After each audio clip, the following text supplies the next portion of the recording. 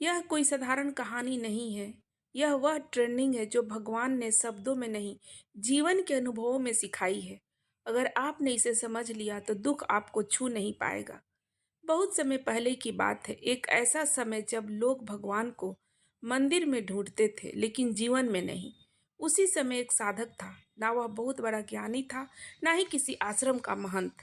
उसके पास बस एक ही सवाल था, अगर भगवान सब कुछ जानते हैं तो इंसान बार बार टूटता क्यों है।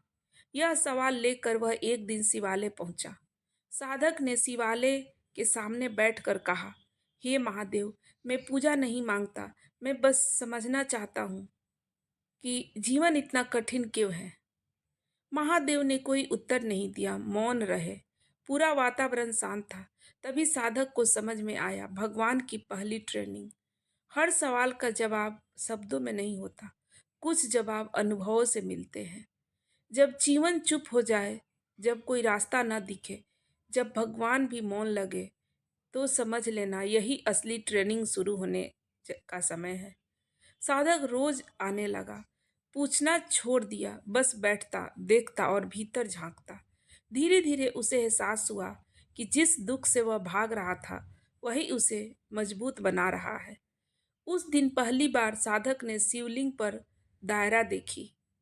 वह डर गया, पर तभी उसके मन में विचार आया, टूटा हुआ भी पूज्य हो सकता है क्या।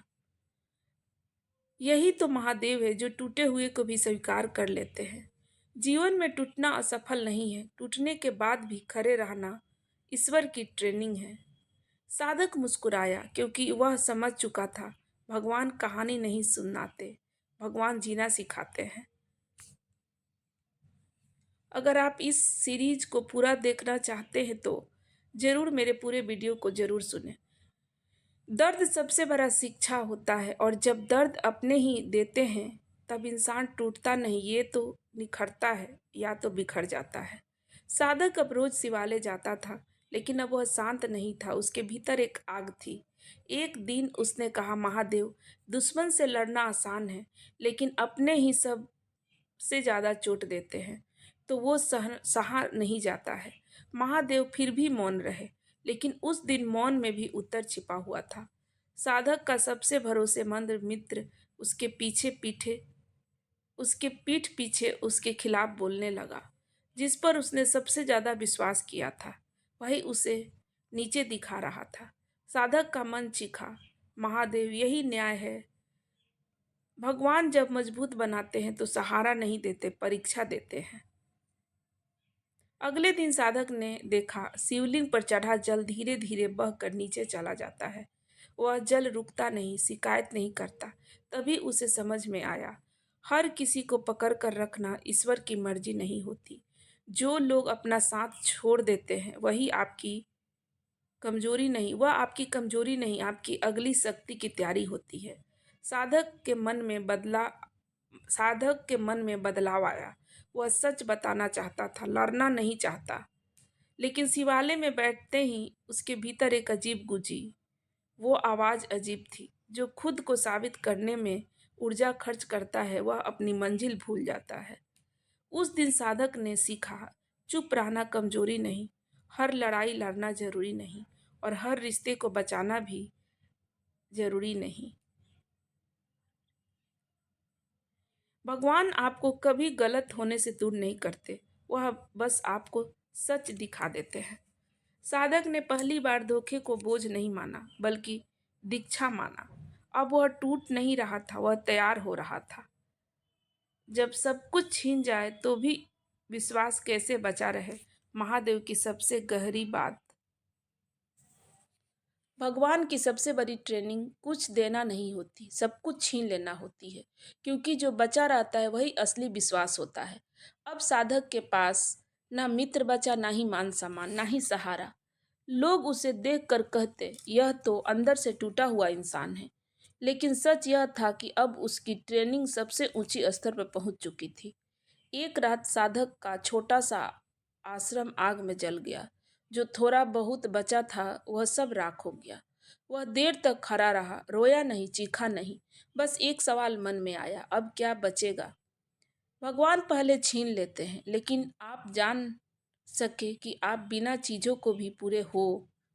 साधक भगवान पहले छीनते हैं ताकि आप जान सके कि आप बिना चीज़ों के भी कुछ हो और पूरे हो। साधक हिमा साधक शिवालय पहुंचा। आज पहली बार उसने कोई प्रश्न नहीं किया। वह बस बैठ गया। तभी उसे लगा मौन में भी कोई साथ में है। उसकी नज़र शमशान की ओर गई, जहाँ कोई कुछ लेकर नहीं जाता, जहाँ सब कुछ छूटकर और छोड़कर चला जाता है। तभी उसे समझ में आया, जो कभी आपका था ही नहीं वह आपसे छीन भी जाए तो क्या हो सकता है। विश्वास तब नहीं टूटता जब सब चला जाए। विश्वास तब टूटता है जब आप खुद से उम्मीद छोड़ दें। अब साधक डरता नहीं था, क्योंकि खोने को कुछ बचा ही नहीं था। और यही स्थिति मनुष्य को निर्भय बना देती है। जब तुम्हारे पास कुछ भी नहीं बचे तो समझ लेना भगवान के पास तुम्हारे लिए सब कुछ तैयार है। साधक अब दुख से भागता नहीं था, दुख के पार देखता था। वह जान गया था यह अंत नहीं, यह दीक्षा है। भगवान दुख देकर नहीं तोड़ते और सुख देकर भी नहीं संभालते। असल परीक्षा तब होती है जब सब कुछ फिर से मिलने लगता है। सब कुछ खोने के बाद साधक शांत था। अब वह मांगता नहीं था, ना ही शिकायत करता था, ना अपेक्षा रखता था। और यहीं से परिस्थितियां बदलने लगी। लोग जो दूर हो गए थे धीरे धीरे लौटने लगे। वही लोग जो पहले हंसते थे अब वह सम्मान देने लगे। साधक के शब्द सुने जाने लगे। उसकी बातों में लोगों को शांति मिलने लगी। भगवान जब कुछ लौटाते हैं तो यह देखने के लिए नहीं कि आप बदले हैं या नहीं। साधक के मन में एक आवाज उठी, देखो अब सब समझ गए हैं कि मैं सही था। यह आवाज खतरनाक थी, क्योंकि यह अहंकार की थी। उस दिन शिवालय में दीपक की लौ तेज हवा में थी, स्थिर जल रही थी। साधक समझ गया था, जो स्थिर है वही प्रकाश देता है, जो उछलता है वह बुझ जाता है। दोस्तों, सफलता से बड़ा कोई अहंकार नहीं और विनम्रता से बड़ी कोई सुरक्षा नहीं। साधक ने खुद को ऊंचा नहीं माना। उसने कहा, जो भी है महादेव की कृपा है। और उसी क्षण उसकी परीक्षा उतरनीय हो गई। जिस दिन तुम्हें लगे कि तुम सब जिस दिन तुम्हें लगे कि तुम के कारण सब तुम्हारे कारण हो रहा है, समझ लेना तुम गिरने वाले हो। अब साधक न दुख से डरता था, न ही सुख में भागता था। वह संतुलन बनाना सीख चुका था। भगवान की ट्रेनिंग यह नहीं सिखाती कि कैसे जीतना है, यह सिखाती है कि जीतने के बाद कैसे झुकना है। अब साधक वही अब साधक वह नहीं रहा जो कभी सवाल लेकर आया था मंदिर और शिवालय के पास।